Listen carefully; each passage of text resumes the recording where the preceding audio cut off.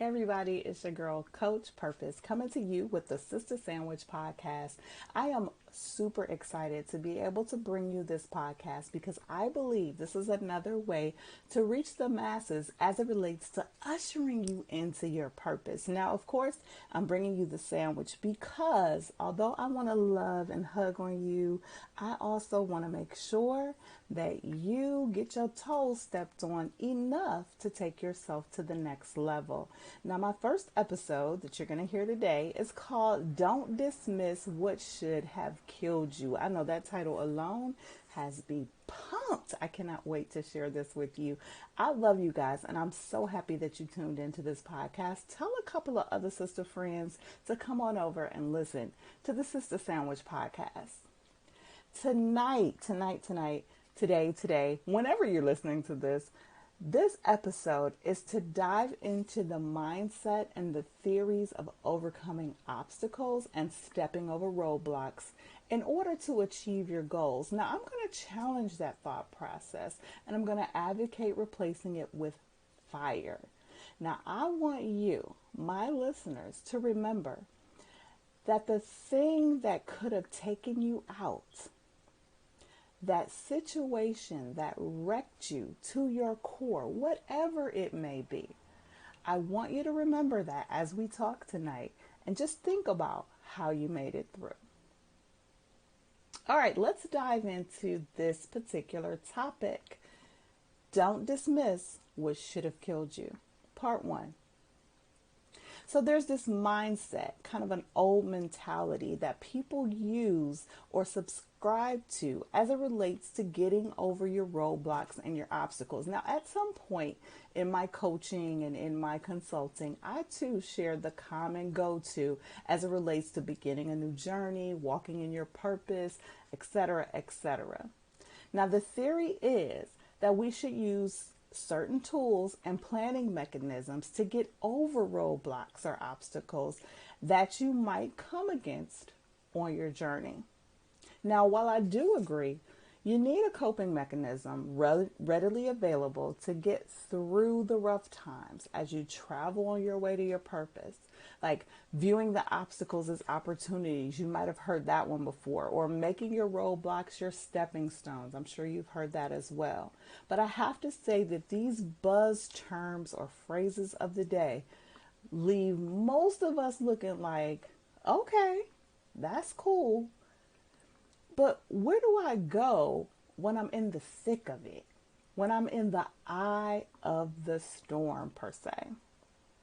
Most times when people look up and they start to want to give us advice, and these are people that we really hold dear to us, we value their opinion, and they tell us things like, pray about it, girl. Ask God what to do. Be still and listen. These are things that they say, right? We get discouraged because in the heat of the moment or when the roadblock seems larger than life itself, it's hard. And it takes a fluff term like that to really frustrate and agitate us even more. It's hard to take a fluff term and turn it into a solution, right? Now, before you start thinking that I'm not one to pray and ask God what to do, take that right out of your head. I totally am. But I'm also a firm believer that God gives you the tools you need to get through anything. Let me repeat it. God is going to give you the tools. He's already given you the tools that you need to overcome any obstacle that has ever or will ever come your way. Praying is simply your way of grounding yourself in faith and getting in touch with those God-implanted mechanisms. And if you pray and listen without activating those tools, you will feel discouraged. All while God is saying, child, I gave you what you needed a long time ago. When are you going to start using those tools? So then what do I need to do, Coach? What do I use to get me through? Because it seems like as soon as I'm on fire for my goals and I'm gaining good momentum towards my purpose, the obstacles and the roadblocks and the drama and the crap come full steam ahead? Well, sis, I'm glad you asked. You see, the same fire that you have about where you're going, you need to have for where you've been. Let me say that again, because it's going to be about 10, 15 minutes from now, and you're going to be like, okay, I get it. The same fire that you have about where you're going, where your journey is taking you, where your purpose will land you, that same fire is the same fire you need to have for where you have been. Yes. That ugly, dirty, messy, crappy crap that you left behind you needs to be the flame that flames your new fire. Well, what do you mean, Coach? That makes no sense. That stuff was in the past. I see you over there saying that to me. What do you mean? That stuff was in the past. I'm over it and I don't want to look back. Listen, sis, having an understanding and a clear and present view of the warrior you were will light your soul on fire for the warrior that you're becoming. Right? You need to have a view of who you were, to have a full acceptance and appreciation of who you're becoming. And that is the fire that will let you light the journey ablaze. Okay, not sold yet? Let's keep going. You're listening to the Sistah Sandwich Podcast. I'm so excited to bring you this message today.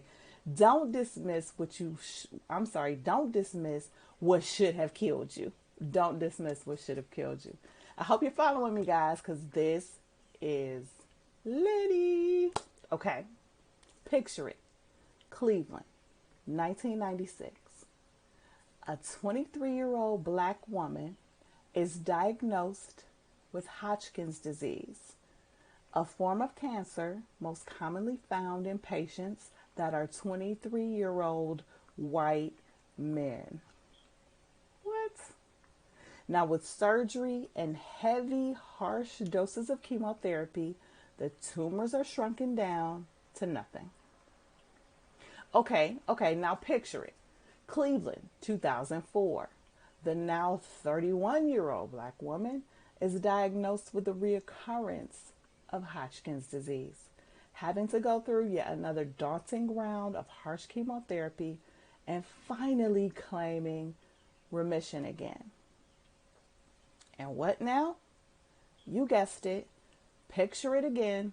Cleveland, 2018. That same woman, now 45 years old, is diagnosed with breast cancer. With this fight, she endured a major surgery, chemotherapy, radiation, and even wrongfully lost her job due to the extended need for time off because of the illness. A job that held down a good majority of the livelihood of her home. Sis, that woman was me. And each time cancer came to take me out, I won the fight. Yeah, you got it. I beat cancer 3 times, sis. Now, what is amazing about the makeup of who we are as women is we have a habit of conquering a thing and then dismissing it as life. Thinking, oh, there are other people overcoming worse things. Well, that was me. Can you imagine dismissing surviving cancer not 1 time, not 2 times, but 3 times? Like, oh yeah, I did, but I'm sure someone else has survived worse. Okay, maybe. But give yourself some credit. This was you that survived. Don't be so quick to dismiss what could have killed you. Now, of course, God deserves all the glory, but what if I decided not to listen to him? What if I ignored all the information he downloaded into me before I was even born so that I could survive? No, I listened. I prayed. I called on insurmountable faith. I did that. That was me. I survived 3 times the disease that came to take me out. We're too easily moved to set aside our biggest moments of faith and strength, but want to call on stuff like coping mechanisms and ways to get over obstacles and ways to figure out how to find tools to stop us from letting roadblocks get in our way. Sis, you've already come face to face with the biggest roadblock of your life this far, and you won. You reached inside of you and you found the tools God gave you and pulled you through the storm.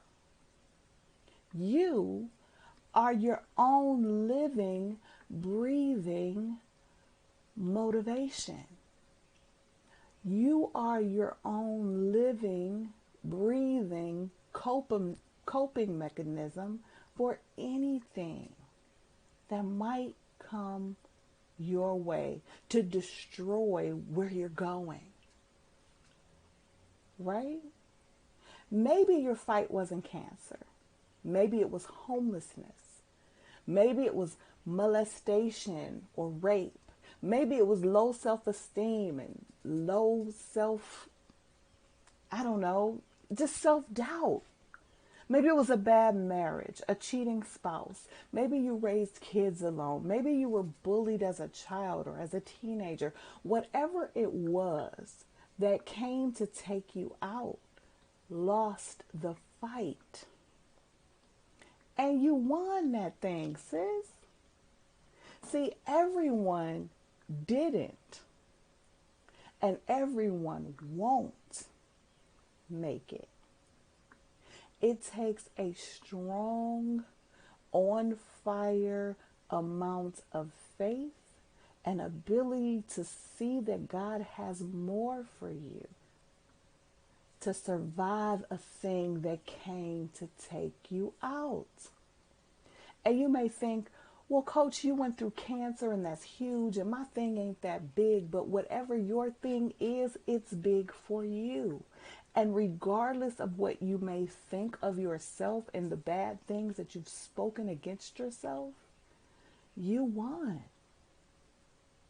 You were able to make it to the other side of it. And a lot of people can't tell that same story, sis. So let that be the reason you fly in your purpose. Let that be the reason you surpass your little cute goals and start working on something that is bigger than you can even dream of. Reverend Valerie Love says, if the goal doesn't make you pee a little or the pee run down your leg, it's not big enough. It's not lofty enough for you. Let that be the reason that you never, ever, ever settle for less than who you are and what you deserve again. Let that be the reason you get up off the floor and dust yourself off and start over again. You, sis, you, the one listening to the Sistah Sandwich right now, you are walking around with the fire inside of you that will burn down every obstacle, every roadblock put in your path. You got to get in touch with who you were, the warrior that you were.